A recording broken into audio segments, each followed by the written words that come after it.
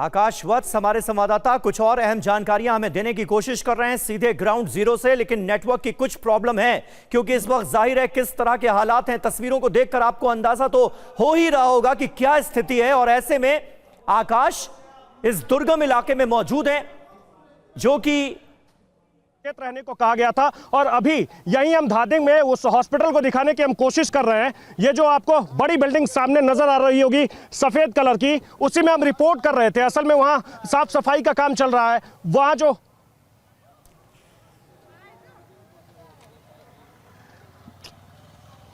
Hello hello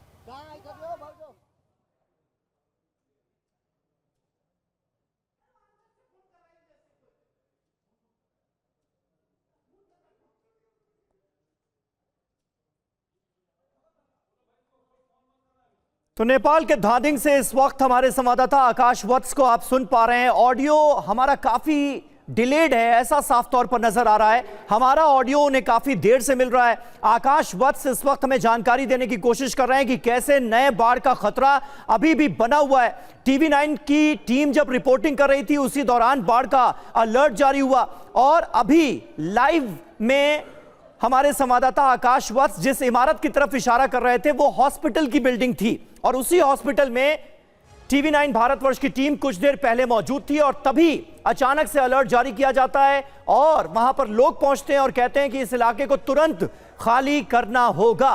उसके बाद आकाश वत्स दूसरी तरफ निकल कर गए हैं। हमारे वीडियो जर्नलिस्ट मनीष डोरियाल और आकाश वत्स इस वक्त धादिंग इलाके में ही मौजूद हैं और वहां से हमें पल पल की जानकारी दे रहे हैं। बड़ी खबर एएफपी न्यूज एजेंसी के हवाले से यह सामने आ रही है कि तिब्बत में जो चीन के ऑपरेशंस चलाए जा रहे थे, रेस्क्यू ऑपरेशंस, उन्हें फिलहाल रोक दिया गया है बाढ़ के खतरे के मद्देनजर।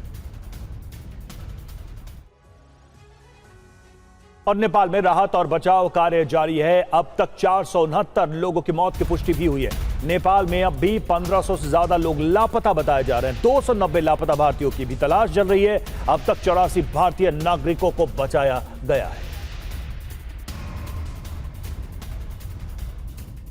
और टीवी 9 की टीम नेपाल में मौजूद है। नेपाल के धादिंग में भी तबाही के निशान अब भी मौजूद हैं। संवाददाता आकाश वत्स की जो रिपोर्ट हम आपको दिखाने जा रहे हैं उसे देखकर आप बर्बादी का अंदाजा लगा सकते हैं। मैं धादिंग में हूँ। बैरिनी एक जगह है धादिंग में, मैं वहाँ हूँ और इस तस्वीर को देखकर आप बहुत आसानी से ये अंदाज़ा लगा सकते हैं कि हालात किस तरीके के रहे होंगे, किस तरीके का वो मंजर रहा होगा, वो खतरनाक मंजर। अब हालांकि जो सड़क के ऊपर जो दलदल था उसे हटाने की पूरी कोशिश की जा रही है। सामने जो आपको वो गाड़ी दिख रही होगी, जेसीबी है, उसके सहारे कोशिश की जा रही है कि किसी तरीके से उस दलदल को हम हटा दें और उसके बाद इस इलाके को पहले की तरह कर दें। लेकिन दूसरी तरफ सड़क के दूसरे हिस्से में जो तस्वीर आपको दिखेगी वो तस्वीर बताएगी कि इतनी आसानी से सब कुछ नहीं होने वाला है, क्योंकि नेपाल के लोगों के सामने जिस तरीके की चुनौती है, नेपाल के लोगों के सामने जिस तरीके के हालात अभी बने हुए हैं, उस हालात से निकलने में अभी लोगों को बहुत वक्त लग सकता है। कहते हैं कि जो नदियां जीवन देती है अचानक मौत की वो धार बन गई। नेपाल के लोग पहाड़ को सदियों से अपने प्रहरी के तौर पर, अपने सैनिक के तौर पर देखते हैं, लेकिन वही अपने भीतर का मलबा लेकर जब नीचे उतरा तो हालात किस तरीके के बने वो आप देख सकते हैं। ये जो सामने घर आपको दिख रहा है, इस घर में साफ सफाई चल रही है। लोग कोशिश कर रहे हैं कि जो मलबा आकर के फंसा हुआ है उसे हम धीरे धीरे निकाल दें। वो किसी तरीके से यहाँ से जब निकल जाएगा तो जीवन यापन उनका पहले की तरह हो सकता है कि आसान हो जाए। और ये सड़क के इस हिस्से में जो कुछ भी आप देख रहे हैं ये ऐसा मलबा है, ये ऐसा दलदल है कि इस दलदल में फिलहाल कोई जा नहीं सकता है। मैं आपको ऐसे दिखा रहा हूँ कि अगर यहाँ कोई जाने की कोशिश करेगा तो वो किस तरीके से इसमें फंस सकता है। हालांकि धूप बहुत तेज़ है, पिछले 2 दिनों से काफ़ी धूप हो रही है और उस धूप के बाद हुआ यह है कि ये जो मलबा है, ये जो दलदल है वो धीरे धीरे सूख भले ही रहे हैं, लेकिन अभी भी हालात पहले की तरह नहीं बने हैं और उसे बनने में अभी लंबा वक्त लगेगा। मैं आपको इस घर को दिखाता हूँ। इस घर में जितने लोग थे उनके बारे में कोई सूचना नहीं है। इस घर में जो लोग थे इसी घर में रह गए और इसके बगल में जो घर है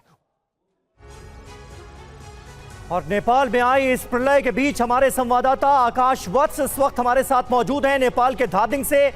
आकाश, जानकारी ये मिली है कि चीन ने अपना ऑपरेशन रोक दिया है, तिब्बत में रेस्क्यू ऑपरेशन रोक दिया गया है, बाढ़ का खतरा है, क्या बताना चाहते हैं आप, जल्दी से बताएं।